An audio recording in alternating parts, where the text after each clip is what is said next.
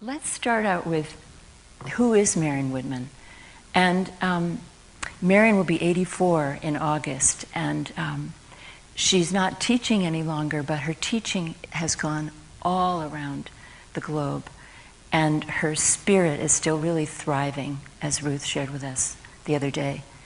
So I'm going to give you a little bit of a background on Marion herself, her life, and how her work is rooted in her life, including her woundings, which, speaking of the wounded healer, I think is so true for all of us. When we're following a call, it comes from the grit of our own life. And if we can really wrestle with that and sweeten to that and open to that, it can become our work, because we develop a level of familiarity and gradually, hopefully with grace, a level of mastery that we then feel passionate about offering back.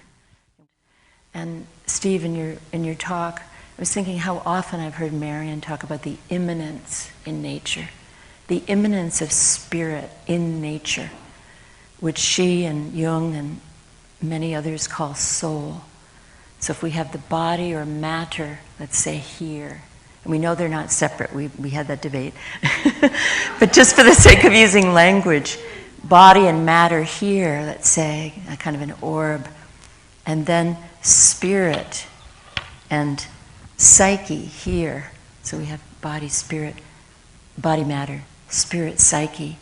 There's a mandorla, an almond shape, where those two spheres intersect, and Marion would call that soul.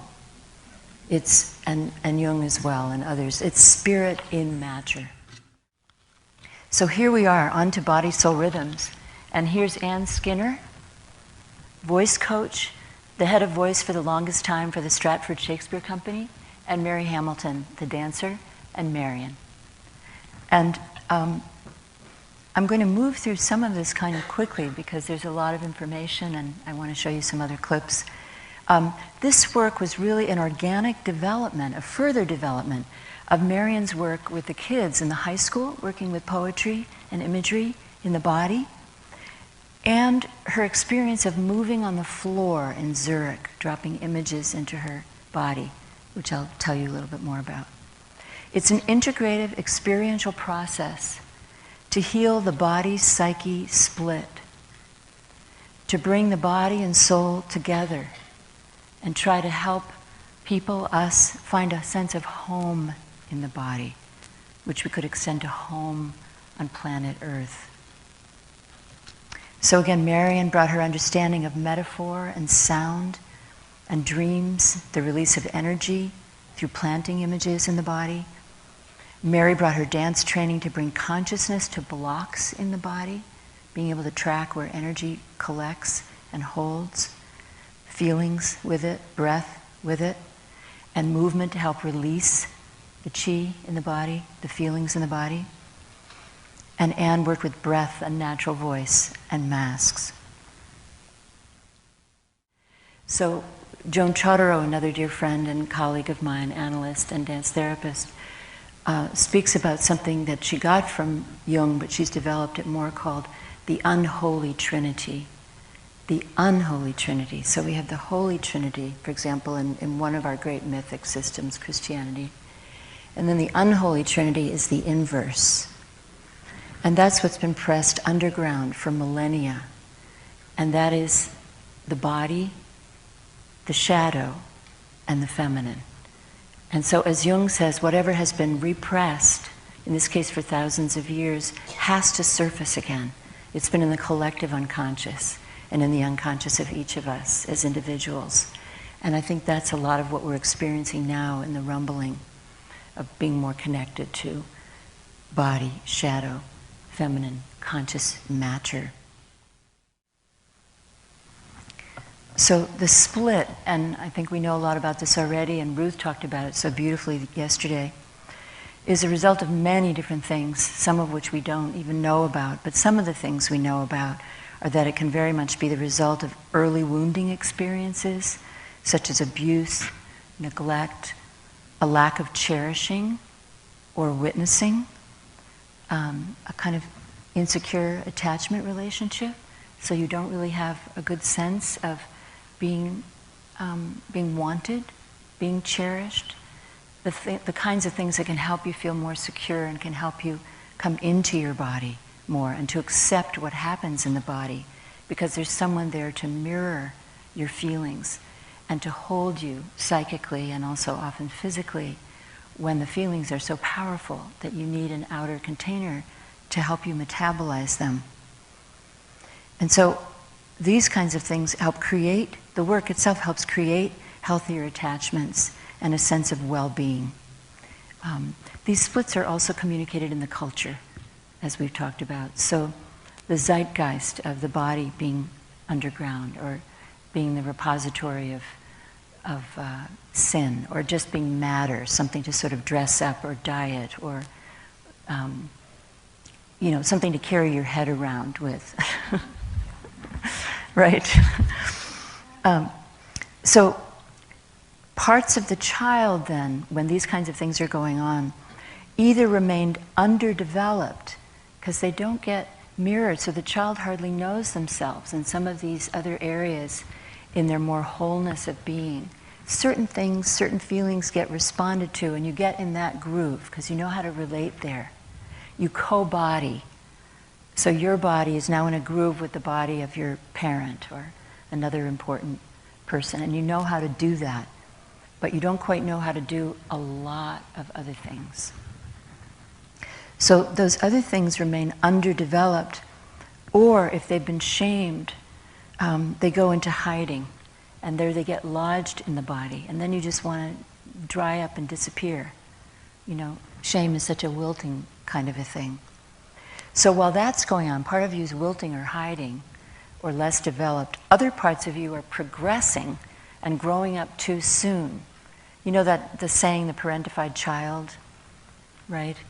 And so there's a part of you that that progresses much more quickly. So, for example, you might have a very bright person who relies on their intellect to navigate through life, and he or she may have lost a lot of contact with his or her emotions and intuition and the imagery in his or her dreams, which can all act as a deep compass, a different navigational tool. Don Kalshed, who's a wonderful colleague and analyst who was here not long ago, puts it like this.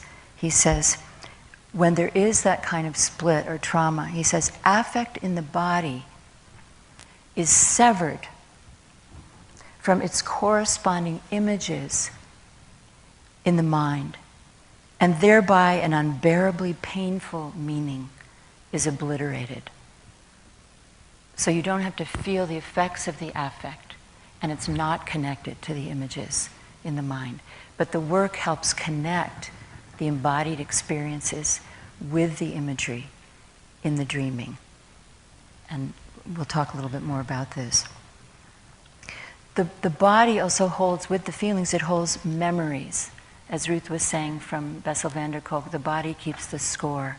The body remembers and holds it like a loyal animal, holds the memories, the feelings, until it feels safe enough to begin to soften and open, at which time those can be recovered, right? We know this from our therapeutic work. So the body is holding the memories. I often think of it like the rings of a tree that hold the memory of the atmospheric conditions for its whole life journey. We too. So the body kind of reflects its whole life history in the way that we hold ourselves, if we can become sensitive enough to see that and feel that and work with it. So here's Jung. Wholeness is not achieved by cutting off a portion of one's being, but by integration of the contraries. I spoke before about the early shamans, and others of you have spoken about it, recognizing the healing power of dance, art, chanting, all of that, music. We had that beautiful music in the beginning that can take you to other places. And again, how contemporary neuroscience reflects the impact of wounding. and how we have the benefit now of the brain scans that show that there's a lot of neuroplasticity, and how these situations are capable of healing and in developing new nerve pathways. So it's a very exciting time, actually, to be alive with what neuroscience is bringing, because if you've been walking home one way every day and your nerve pathways know how to do that, and sometimes you go with a friend and she or he says, well, gosh, I go to your house this way, right? And you say, well, show me. And you do that, you have another way now. You have another set of nerve pathways that are laid down, this in the simplest way of talking about it. And so there's a sense that in a healthy context, where people feel held and witnessed without judgment, there's a lot of healing that is able to go on. And also the attachment wounds can be really addressed. There's a lot more of a sense of safety. And a lot of yourself now that's more whole that can come out and relate to others. And just bringing things together for us for the weekend. So I'm going to play a song. And I just want to invite you, if you're up for it, either in your chair, you can have eyes closed if you want, or up out of your chair with eyes open, whatever feels comfortable for you, to just enjoy your body, soul. It's a song that's familiar to many of them. The words are very meaningful, I think, and very connected to this work.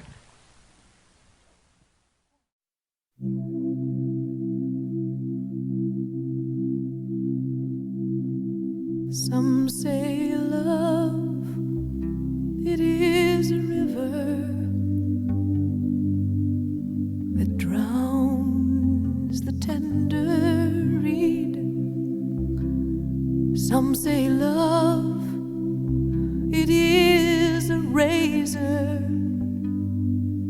that leaves your soul to bleed. Some say love, it is a hunger, an endless aching need. I say love, it is a flower, and you, its only seed.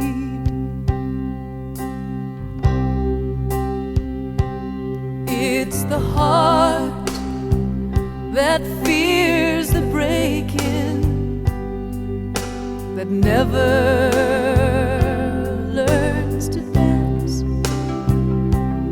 It's the dream, afraid of waking, that never takes the chance. It's the one taken, who cannot see to give, and the soul afraid of dying, that never